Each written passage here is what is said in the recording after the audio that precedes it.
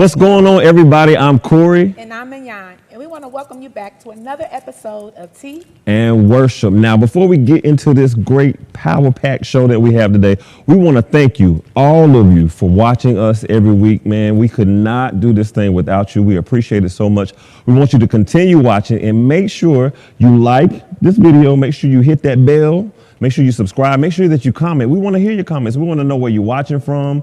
And also make sure you're sharing this with your friends, your family, your coworkers, everybody, so that they can get some of this good tea and worship. Now, we're not giving you this just for no reason. We want y'all to share this with everybody that you know, okay? So we are so excited today. So excited. Actually, this person has been here before, but we couldn't have our second season without this person coming back. Y'all want him back because we wanted him back.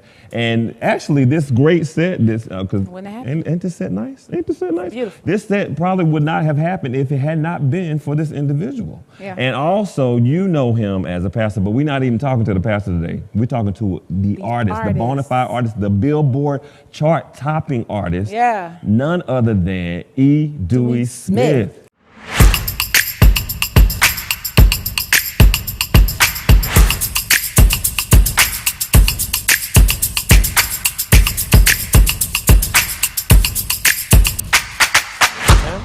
What's going on? How y'all doing? We are great. Family.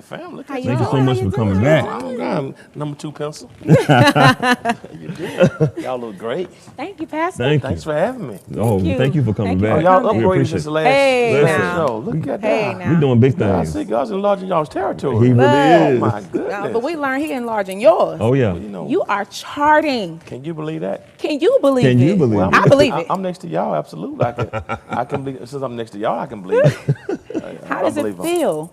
Unbelievable. You know, something my mom always wanted me to do. Music was my first love. My dad put a guitar in my hand at 3. I started playing piano at 5. What? I had my first church job playing drums at 9, and then I ended up on bass guitar. So music was my first love.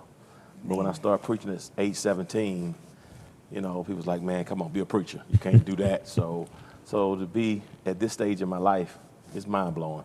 Really. Yeah. It's such an incredible record. Can you share your team? Like, who all played a part? Well, I mean, I'm thankful that, you know, it's been a vision a long time. And I was having a conversation with some of our people, and in October of 2020, and I was talking to John Webb, who's one of our musicians, fills in for us, and plays for us, and is a producer. And we were having a conversation. He and our sound guy, Derek Stevenson, it was like, "Man, let's get in the studio." And you know, we went in studio, and the first time we were there, we came away with 3 songs. Wow. I'm like, this is really Incredible. cool. And so John, Darius Polk was part of it. Jules Bartholomew, Black Elvis, Dennis Ross, Zebulon Ellis did our BG arrangements. You know, around that time, we wanted you to be a part of it. You know, you were ill at that time, but you know, it's the first one, so we got plenty more, and so I'm just thankful. I really am. That's awesome. I mean, if you don't already have his new album, God, period, I don't know what you're doing if you under a rock. Period. Or living like under, I don't know what's going on, but make sure you go get it. And considering, you know, the fact that the album has come out, now you are touring and like you actually came here from somewhere else. Yeah. What's that like being, you know, the touring artist now? Now, here's the thing: what's amazing, you know, and I didn't realize it until like my team and digital team was telling me about it. Like, okay, they went through YouTube. I never thought about it because I don't really watch a lot of that stuff, and pulled up clips of singing clips from church from 2000 way back, and compiled the views. We were doing a lot of old school stuff when I first moved to Atlanta, with church. So a lot of hymns. So a lot of people who like old school music would go to YouTube. Like, this is good stuff, a hymn of the church. So I didn't know they were doing that. But long story short, they compiled almost 100 million views of just with all the cumulative clips on YouTube. So it's like 100 million views of all of the clips. It's like, so what made you think, so people, even though you're new to music, you're really not from a YouTube perspective, because people know the church is a musical church. Right.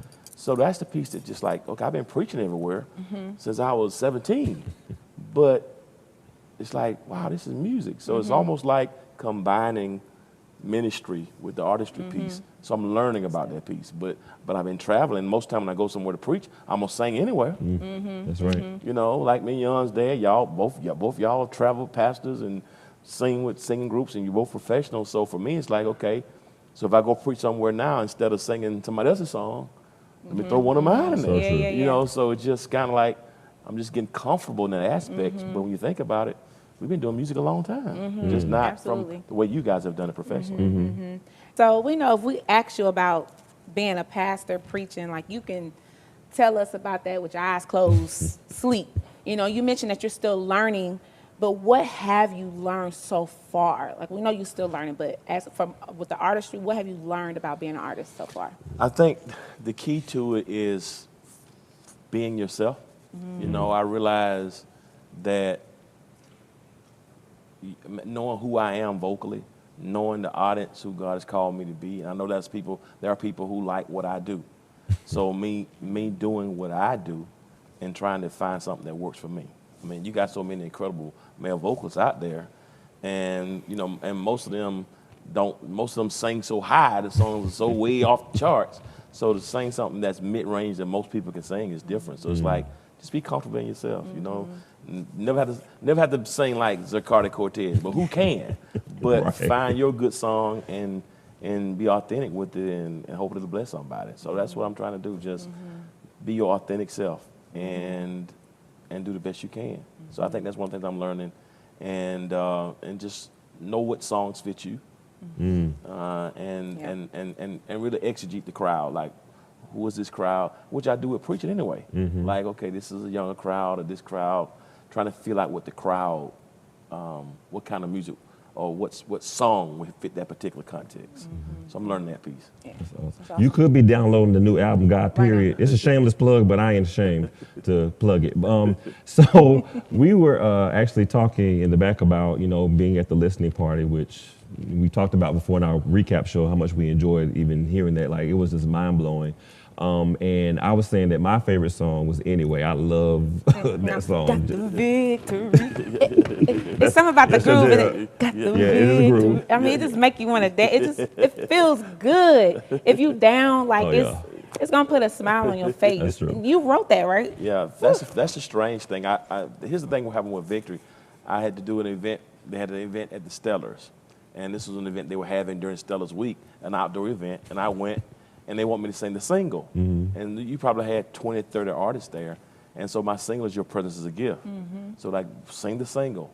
Well, we're outdoors, people are eating, and I was singing. It's like, this is an amazing song that I love, but it just didn't fit for me, that outdoor event. So I got back, I said, you know, I called John and said, I need something that if we're at a park or with, you know, something that we can groove to. And I had another song, and so I said, I think let me sit with it. And so I sat with it a couple of days and wrote it one day, recorded it the next day, and you know, That's and crazy. Zip came and put some of the bells and whistles on it, but I wrote the whole song. I love it. That is Yeah, crazy. I love it. And that Victory got that James Brown funk on it. You Yeah. know, Well, you know, make when I play bass, I like funk. Okay. So I want to put some funk in there. So that's what that makes but sense. Anyway, is a song that really is just, you know, so testimonial.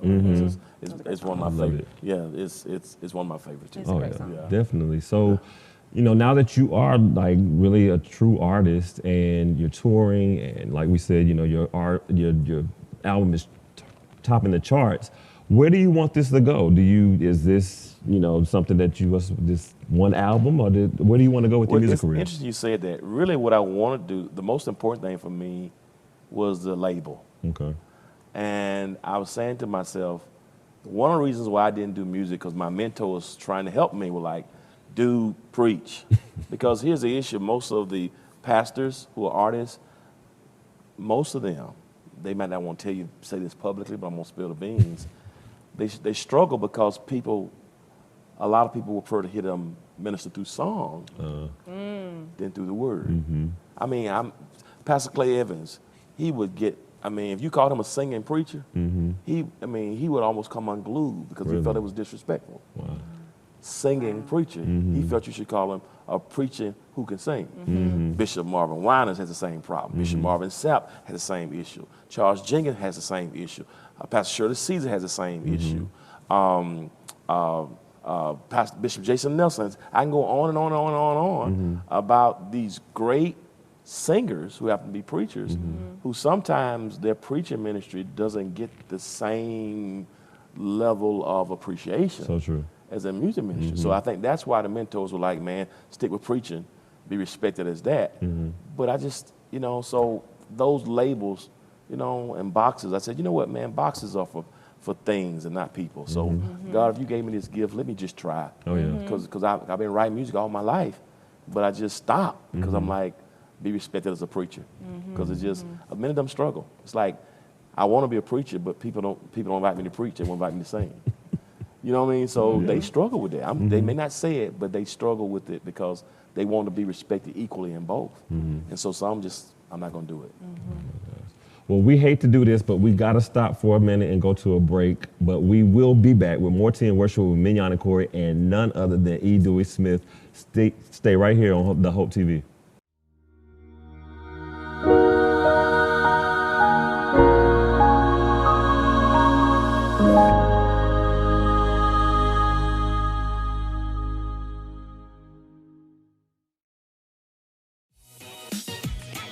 What's up, y'all? It's your boy Jermaine Dolly, Mr. Hello Dolly himself, and guess what? You're tuned in to Tea and Worship with my homies, Mignon and Corey. Keep it locked, y'all.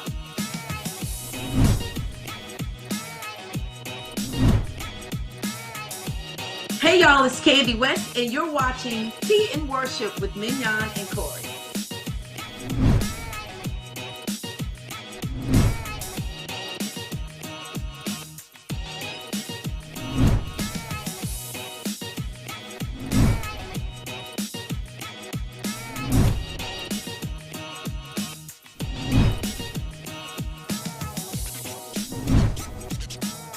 It's your boy James Fortune, and you are watching my favorite news show, Tea and Worship, with my sis Mignon and Corey.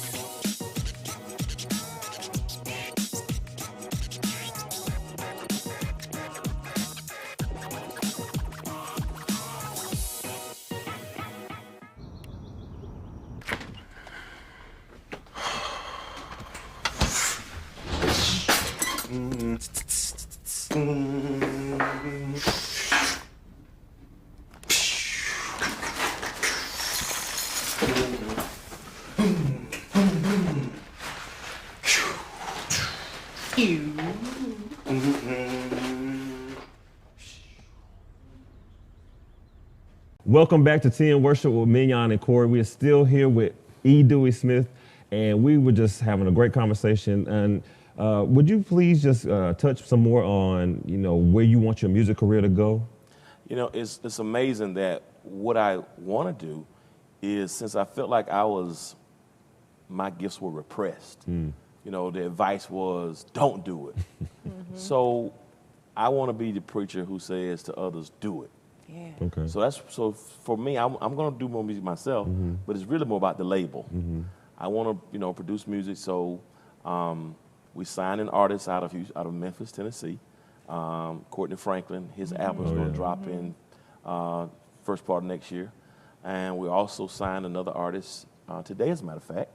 Nice. His name is Pastor Michael Lampkin. Okay. Oh, yeah. Yeah. Oh, yeah. He was on Sunday Best season. Oh, yeah. I don't out of St. Louis. Amazing, amazing singer.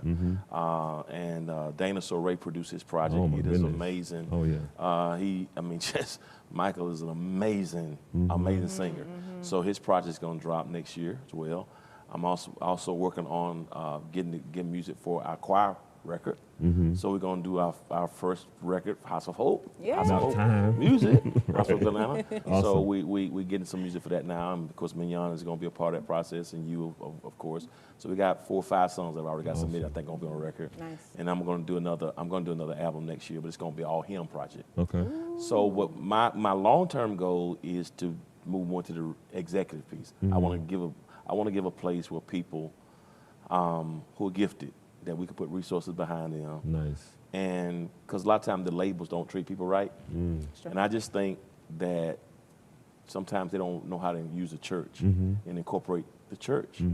And what I'm seeing now is church people if you respect the church, because that's what's happening with my record, is pastors and church people, they're like, man, we can support you. Because when you're trying to do music downloads and iTunes and Tidal, you know, it's just hurt the industry so bad. Oh, yeah. So if we can help people produce their music, studio, top quality, and put our resources behind people, it makes it easy for them to go ahead and produce their stuff. We got a place we can do. It's a one-stop shop. We can, we can video them. We can leverage our relationships with them, with the church, my relationship, so they have somewhere to sing. Oh, yeah. So I want to be a place where we can do all kind of music. So it's really more about the label than necessarily my own artistry. But although I'm going to still write and sing my own songs, but it's about building an organization that we can put people, you know. Yeah, that's what I want to do. If Hillsong can do it, Elevation Worship can do it, why not us? Exactly. Absolutely. That's so true. Absolutely. At the listening party, you know, they played a song with the amazing Lisa Page Brooks on there. Are there any more people that you dream of collabing with? I mean, it's so many, you know. My ultimate dream for as a male vocalist is, of course, going to be Bishop Marvin Winans. You know, Bishop Marvin Winans. You know, I love. I ain't gonna take. I can't take that. Yeah, I love You and Marvin? Right, I that'll be a love lot. Bishop Marvin Winans. So I want to pay homage to him. You know who he has been musically in ministry, and also Bishop Morton. So that's one thing. To have Bishop Marvin Winans as a part of it.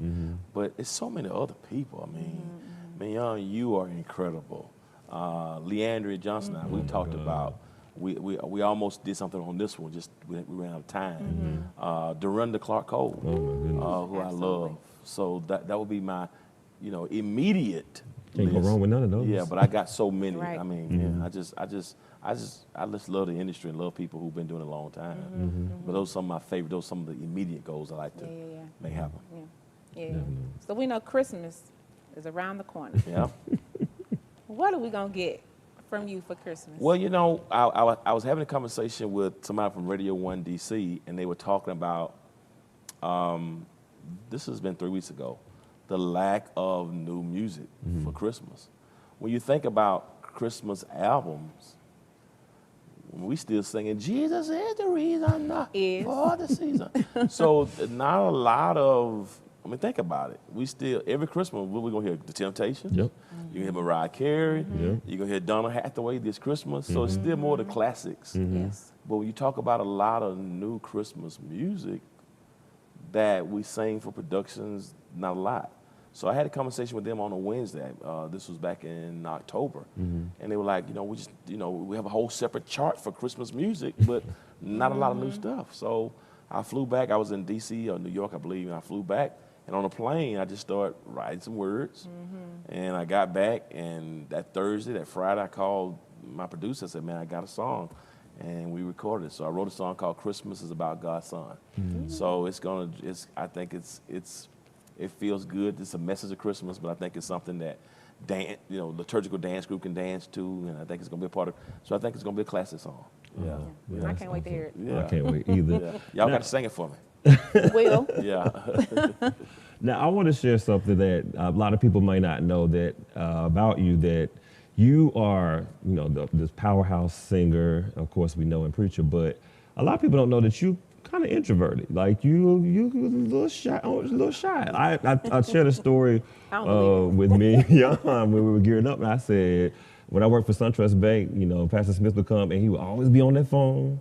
And I'd be like, would you pay attention so I can help you with your transaction? But I know that, you know, part of it is that, you know, we see what we see on stage, but, you know, behind closed doors, you're just very cool, very cool, calm, collected person.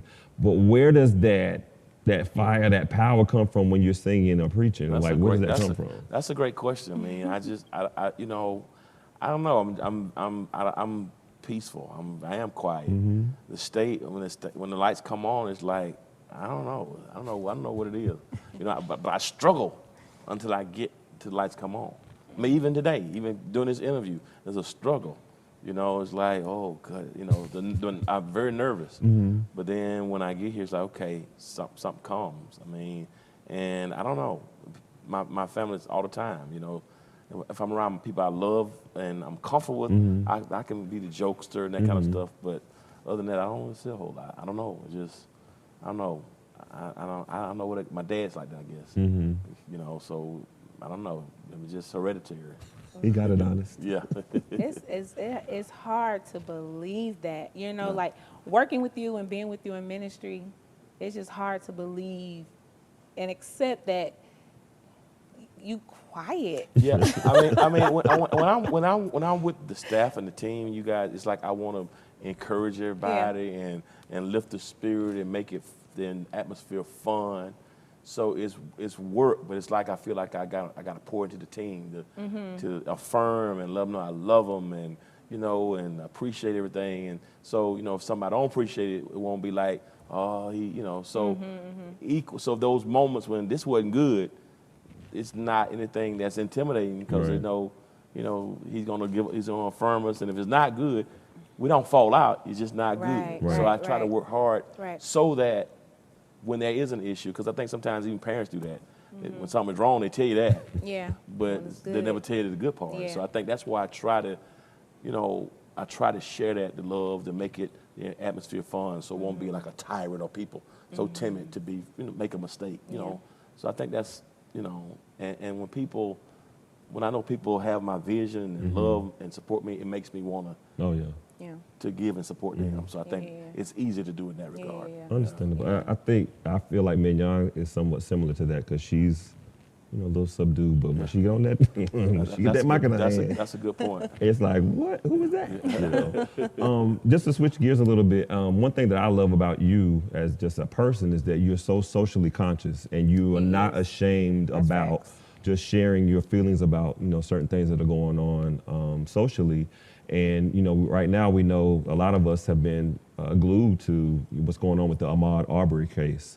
And recently, the defense attorneys made, you know, this crazy comment about having black pastors showing up in the courtroom. So I just want to know your brief opinion on, you know, the case and some of the things that have been going on with that. I'm glad you said that. You know, I try to be aware of what's happening. You know, Karl Barth, who was a theologian I studied, talked about preaching with the Bible in one hand and a newspaper in the other. And anybody who's heard me preach or teach, they know I try to sometimes merge what's happening in society to give a scriptural take on it. And so with that being said, you know, I'm also a person who's for the underdog. And I hate when Christianity is judgmental and condemning. And so a lot of things I stand up for are when we just come at people, you know, as if we are just greater and better and sinless and legalistic. So a lot of things I stand against when I see somebody being mistreated. I tend to gravitate to those things because I know how it feels. And so relative to that case, I mean, I think it's showing us the strength of racism, but I also think it shows the strength of the African American church, that we're so relevant that they don't want us there.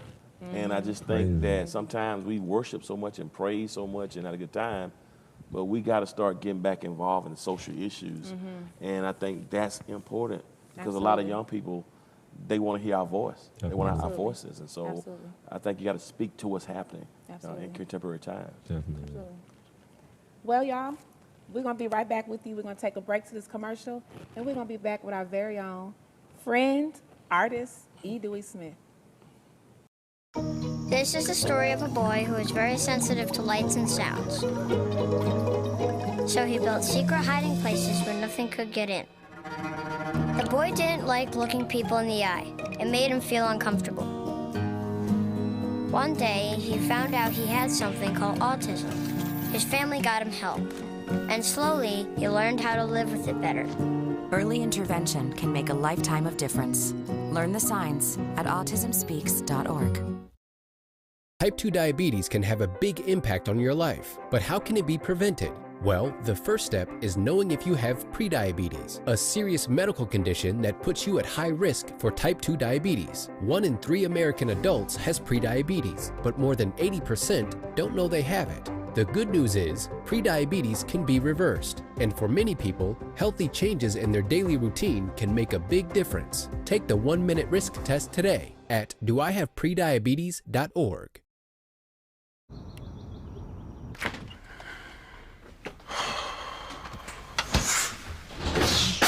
Welcome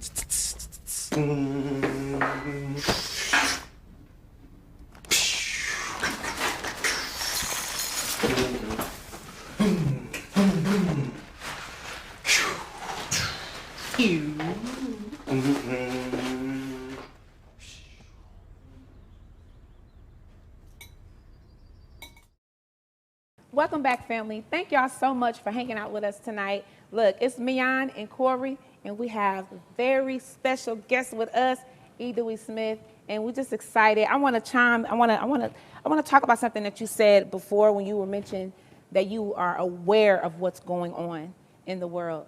As someone that works with you, not only are you aware of what's going on in the world, but y'all look, he's aware of what goes on with us. Oh, man. Like, we're not just here a part of the ministry, but he's concerned about us as a whole. And there was a conversation that I had with him, and it was a hard conversation. I didn't understand it. And honestly, I didn't understand it until recently, I had a conversation with someone, I had an incident with someone, and the conversation that you and I had about loyalty hit me. And I wept and wept and wept because I then understood what you said when you mentioned loyalty is everything. Wow. It hit me in that moment. And I just want to say thank you for being honest and for being real, even when it hurts. Wow. Because in the long run, it just makes us better. And you know I'm about to cry. I be getting emotional, but I get emotional about people that God strategically placed in your life, you know. And I've always asked God, being away from my father, bring me a father. Wow. And that's what you have been to me. And you have seen greatness in me. And I'm just so grateful and just so thankful that you love me enough to even be hard. Because we need it, you know, and then you turn around and you love me, you know, and I'm just so thankful for that. So, y'all, he's aware of everything to the point to where, I mean, he knows everything, and I don't understand what goes on in your brain. History book. Well, you know, it's funny, Mignon, you know, and you've been here around 10 years, and the first time we met, I didn't know who your dad was. I loved your dad since I was a kid. As a matter of fact, your dad came to Macon years ago when I was a pastor in Macon to another preacher from me. He drove down from Atlanta to just be, I didn't know he was in the church. This is in the early 90s. So I've always loved you, and you've done stuff when we need some studio stuff. I did the jingle one time for the broadcast. I don't know if you remember that. Yeah. I think you did help with the jingle. You did the vocals for me. And when you came back to do worship, in a more consistent way, I saw who you were.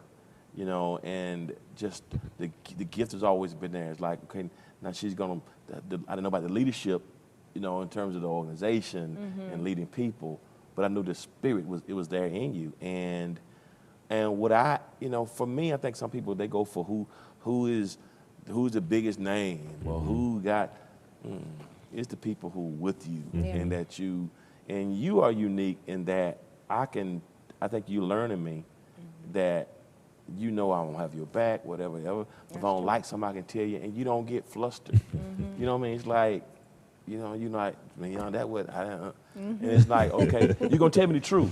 So the loyalty and being honest, and I think you can't ask for more. Yeah. If you got loyalty and you got honesty, you can work through any situation. So true. Because you got my heart, and you got the heart for the ministry. You love the people, and you love me. You know I love you and got your back, and so it just works like that when you have loyalty and honesty. And if there's something not right, we're going to sit down and figure out until it gets right, you know, That's right. and get through it. That's how I feel it should be.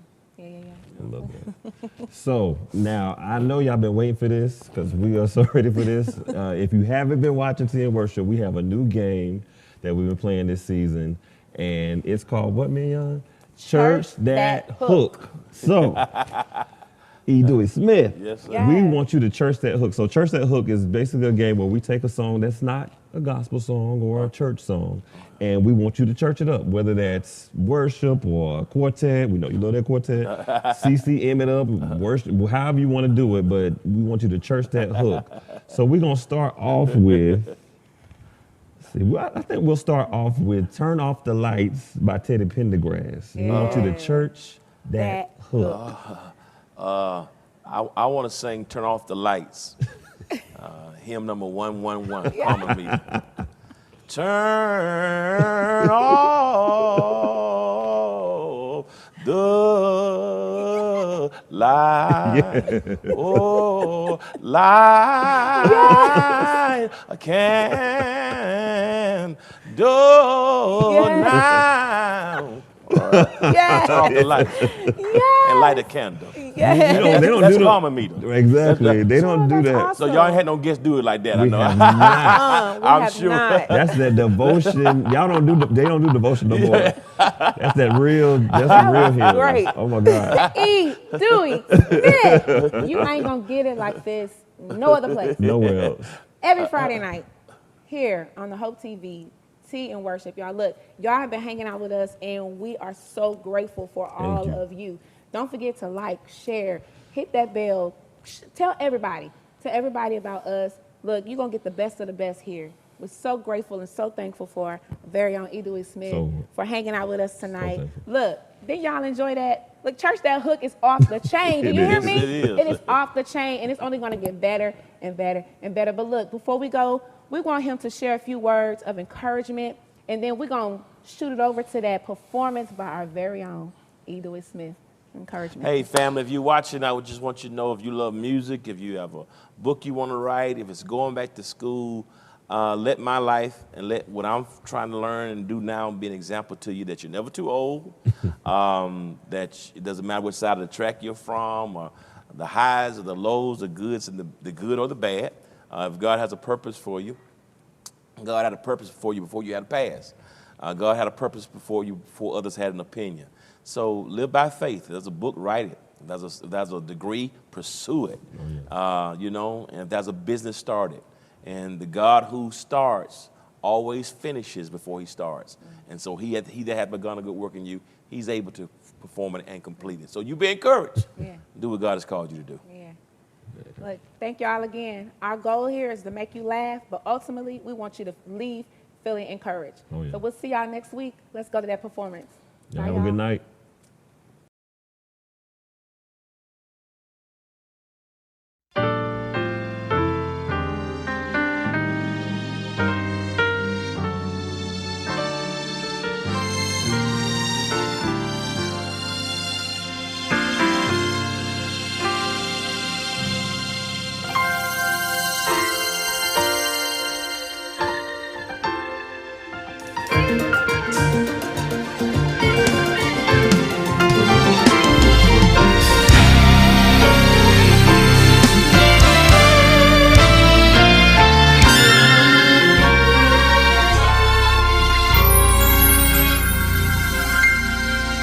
If he took away the rain, how would we ever grow? With his love, he corrects us, so his will we could know. If he took away the pain, I doubt we'd ever change. We'd never know the power in Jesus' name. If he took away our thorns, would we ever pray? With his blood, he forgives us, so in sin we won't stay. If he took away all shame, we'd probably stay the same. We'd never know the power in Jesus' name. So I give you Jesus. He's the one who's always there. I give you Jesus. He's the one who really cares. I give you Jesus. Oh, have mercy. And that's the best that I can do. I give you Jesus. Jesus. I give you Jesus. Jesus. Wow. He can do what can be done. I give you Jesus. Wow. He's God's only begotten Son. I give you Jesus. Thank you, Lord. And that's the best that I can do. I give you Jesus. Yes, I do. Nobody like my Jesus. You can always call on my Jesus, and can't nobody do you like my Jesus. I give you Jesus. He's a friend in friendless times. I give you Jesus.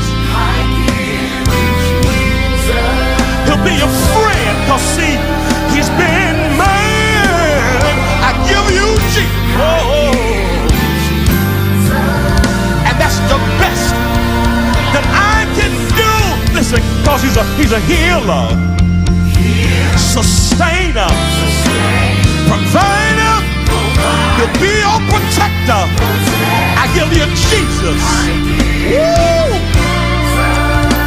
With your pillow and wipe with tears, I give you Jesus. I guarantee he'll be with you throughout each and every year. I want to give you Jesus. My. And that's the best that I can do. Wow. Let's stick close to the brother. I give you Jesus. I recommend Jesus. I give you Jesus. When you're down, I gotta give you Jesus. Why? For the step in right on time.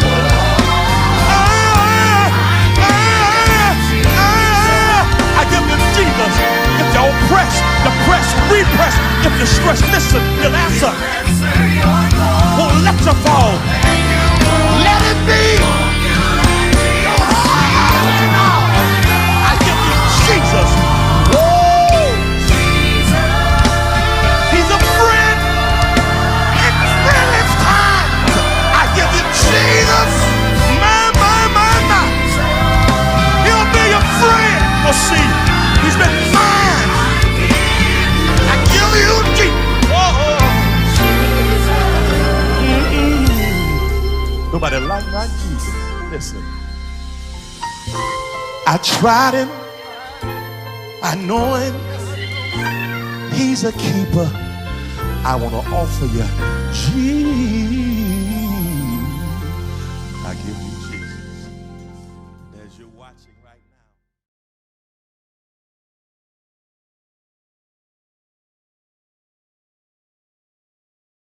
Well, look, you might not be popular, but my favorite character is Celestial because So one of the quotes that I wrote down in the book that kind of stood out to me was, "Love is the enemy of sound judgment." She seemed like a very needy woman.